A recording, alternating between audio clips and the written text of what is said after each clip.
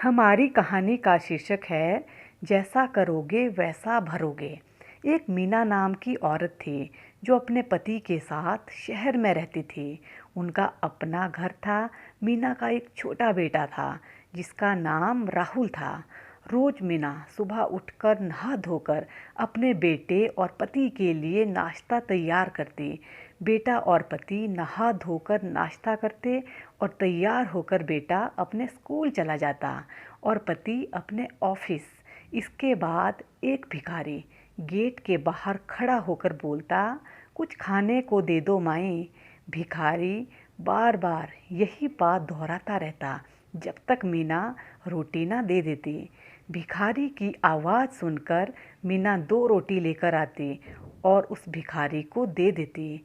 फिर भिखारी रोटी लेकर जाते जाते बोलता, जैसा भी बुरा भला दूसरों के साथ करोगे वैसा ही फल तुम तक लौट के आएगा। इस तरह हर रोज होता। भिखारी आता, फिर मीना रोटी लेकर जाती और जाते जाते भिखारी वही 2 बातें बोलकर चला जाता। एक दिन पति और बेटा दोनों सोकर लेट उठते हैं। बेटा जल्दी जल्दी से बिना कुछ खाए हुए स्कूल चला जाता है। इधर पति भी जल्दी से ऑफिस के लिए तैयार होने लगता है। पति को जब उसकी जुराबें नहीं मिलती तो पति जोर से मीना को चिल्लाता है कि कहाँ रखती मेरी जुराबें, मिल ही नहीं रही है। मीना किचन से भागते हुए आती है और जुराबें अलमारी में खोजती है। जुराबें नहीं मिल रही होती तो पति मीना पर गुस्सा होने लगता है कि याद नहीं रहता तुम्हें, ना जाने कहाँ रख देती हो। यह सुनकर मीना भी गुस्सा हो जाती है और बोलती है, एक तो लेट सोकर उठे हो और अब सुबह सुबह मुझ पर मत चिल्लाओ। दोनों की बहुत बहस होती है। आखिरकार जुराबें मिल ही जाती है और पति बिना कुछ खाए गुस्से में ऑफिस चला जाता है। इधर पत्नी गुस्से में किचन में बर्तन धोने चली जाती है। इतने में वही भिखारी आता है और बोलता है, कुछ खाने को दे दो माई। यह सुन मीना मन ही मन बोलती है, आज कुछ नहीं दूंगी। इसे जब तक देखो रोज रोज चला आता है, ऊपर से कोई धन्यवाद भी नहीं देता, बस पता नहीं क्या क्या बोलकर चला जाता है। कुछ देर मीना के बाहर ना आने पर भिखारी और ऊंचा बोलना शुरू कर देता है, जिसे मीना को और गुस्सा आता है। मीना के मन में आता है, क्यों ना इसे जहर मिला के दे दूं रोटी में, किस्सा ही ख़त्म रोज रोज का। मीना रोटी में जहर मिला देती है और जैसे ही भिखारी को देने जाती है वो रुक जाती है।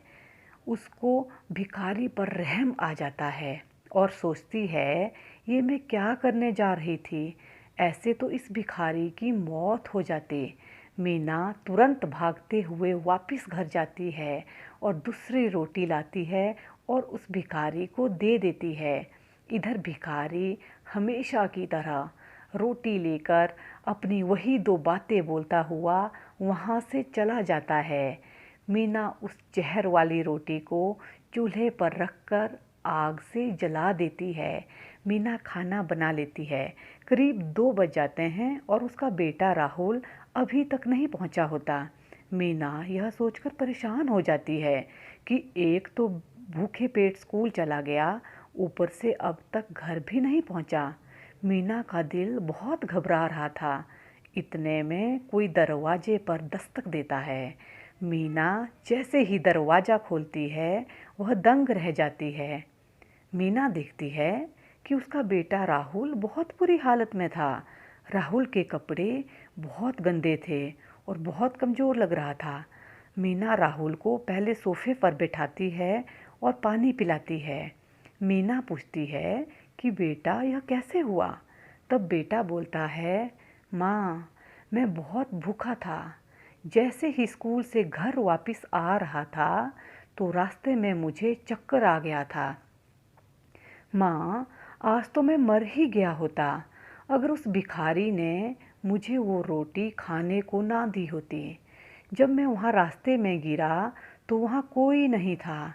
कुछ देर बाद वहाँ वो भिखारी आया और मुझे उठाया, बोलने लगा, लो ये रोटी खा लो, इस समय मुझसे ज़्यादा ज़रूरत तुम्हें है।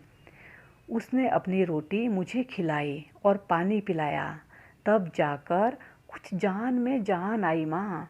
बेटे की यह बातें सुनकर मीना का सर तो चकरा गया। मीना खुद को किसी तरह संभालती हुई रोने लगी कि आज मेरा बेटा उस भिखारी की वजह से जिंदा है, जिसे मैं आज वो जहर वाली रोटी देने जा रही थी। यदि आज मैंने उसे वो रोटी दे दी होती तो वही रोटी वो मेरे बेटे को देता और मेरा बेटा मर जाता। इतना सोच मीना रोने लगती है। अब मीना को उस भिखारी की बात समझ आने लगती है कि भिखारी जो बोलता था वो सही बात निकली। जैसा भी बुरा भला दूसरों के साथ करेंगे वैसा ही हम तक लौट के वापस भी आएगा। इस कहानी से हमें एक बहुत बड़ी सीख मिलती है। इंसान जो भी करता है, जैसा भी करता है, उसे एक ना एक दिन उसका फल मिलता ही मिलता है। सोचो, अगर उसने आज भिखारी को वो जहर वाली रोटी दे दी होती तो आज उसका बेटा जिंदा ना होता, या फिर अगर भिखारी खुद वो जहर वाली रोटी खा लेता तो ना तो भिखारी बचता और ना ही भूख से तड़प रहा उसका बेटा राहुल बचता। तो देखो भगवान का न्याय, जैसा करोगे वैसा भरोगे। हमेशा दूसरों का भला करो, आपका भी भला होगा।